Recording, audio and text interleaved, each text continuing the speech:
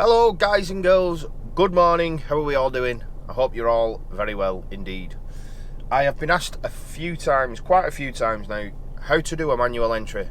So I've not got a dedicated video on my channel of how to do one. So this is going to be it. It's going to be a short video, it's not going to be a vlog. I'm going to show you how to do a manual entry, and then I'm going to say why I do manual entries. They're not a legal requirement as far as I'm aware in certain circumstances. But yeah, I'll go through the manual entry first and then we'll have a chat after that. But I'm going to try and keep it as short as I can. Okay, so first things first, put thy card in. Last thing you see is your face.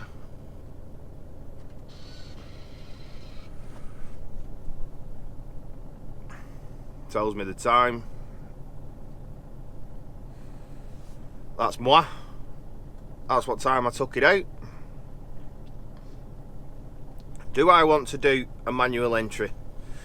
Yes, my does. So now what I've got to do is work backwards from the time that I took my card out, which is the top line there.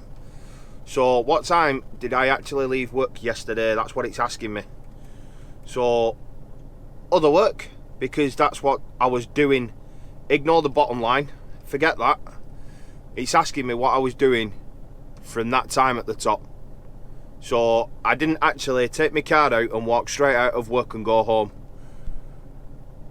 I was on other work, so I'm going to press OK for other work. The 19th, which is today, so obviously it was yesterday. Yeah, we're working backwards. And what time did I actually leave work? Well, I actually left work at 5 o'clock.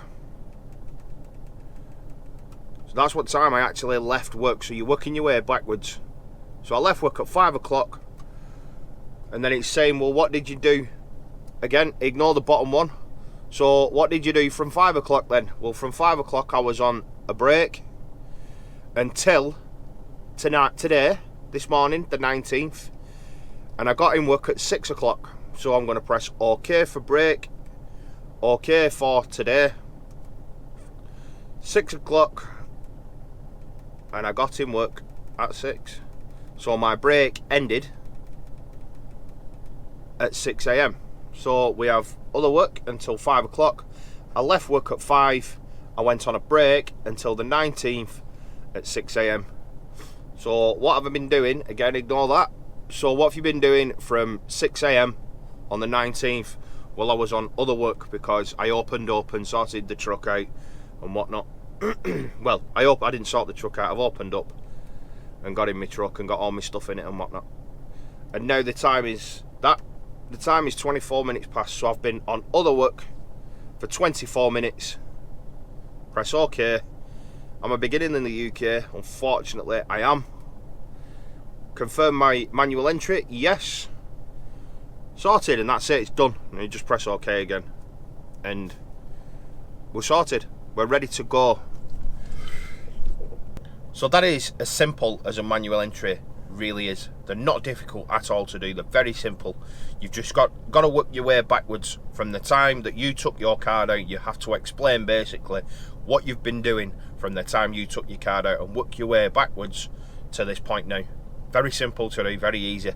They're overcomplicated for some strange reason. But why do I do them? I do them because I like to have no gaps in my tacho. That's just one of my little OCD things. From the day I put my card in at Birchall's Food Service 12 months ago or whatever, from then on, from now, I don't have any breaks in my card. My card says exactly what I've been doing. It's just one of my little OCD things. I like doing it. I like, keeping it like that. When you're working for an agency, it's good to do manual entries because if you get in work, if they phone you up and say we need you in work at 4 o'clock, so when I was working at Fresh Direct, this used to happen all the time. You get in work at 4 o'clock and you go straight into the transport office, and you're in the transport office at 4 o'clock. You stood there waiting. Just go and take a seat, Mr. Deedy. Go and sit down and have a brew, right? So you still sat there at 6:30. 7 o'clock, they might throw a set of keys at you. Right, go and take such and such a truck out. Now, without sounding too bad, if they want to be corrupt as frig, they can then have you work a 15-hour shift from 7 o'clock when they chuck you the keys, and they can say, no, you started work at 7, so you can do a 15-hour shift. No, you can't. Your 15-hour shift starts from the moment you walk through them gates.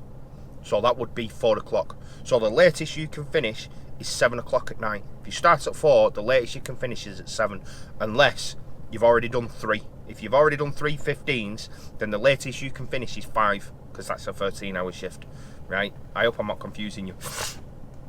So the reason why I started my manual entries when I was on the agency is so I could prove what time I was actually in work. That's the reason why. Some people say, yeah, but it reduces your daily working time. You know, if you want to work from 7 o'clock in the morning until whatever time it is, 10 o'clock at night, if you want to do that, then you do that. But the agency will only pay you for 15 hours, or they should legally only pay you for 15 hours, because if they pay you for any more than 15, then they're admitting that you're breaking the law, and they're supporting it by paying you. They can only pay you for 15 hours. So that's one reason to do manual entries.